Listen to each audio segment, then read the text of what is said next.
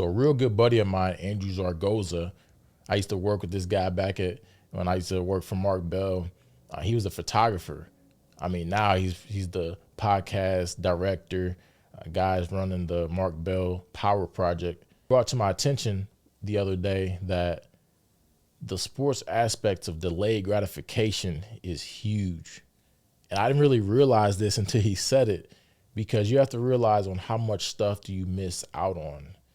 And you're going to the games, you're dedicating, you get your weeks and going to sleep early, going to all the practices, going to the meetings, going to all the team meetings, the position meetings, and then you got the games on the weekends.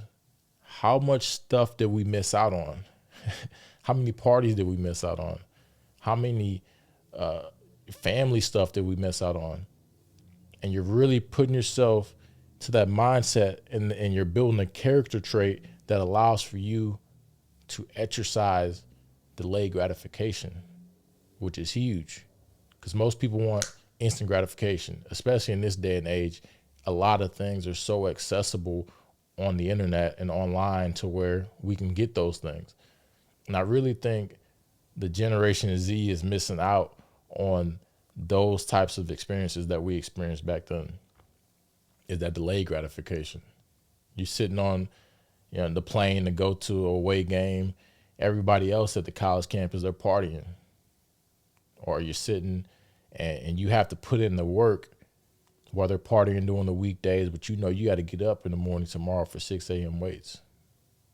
That's a huge dedication. That's a huge lesson, a huge characteristic trait that's built upon athletes.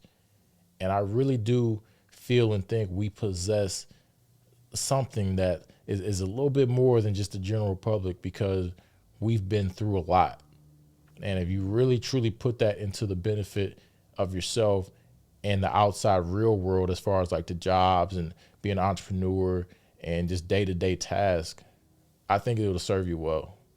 So athletes out there, you guys have the things as far as certain types of experiences that a lot of people didn't go through, which is a good thing. I wouldn't change one thing with that type of experience that we went through, because it's built us to who we are today. And if you keep on, I don't care if you played sports in middle school and you stopped, or just high school, if you went to college, NFL, we all experienced this.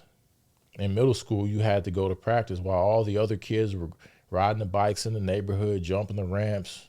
I got to go. I got to go to football practice. I got to go to track practice. You got summer track. You have basketball, football, wrestling, baseball, all these sports.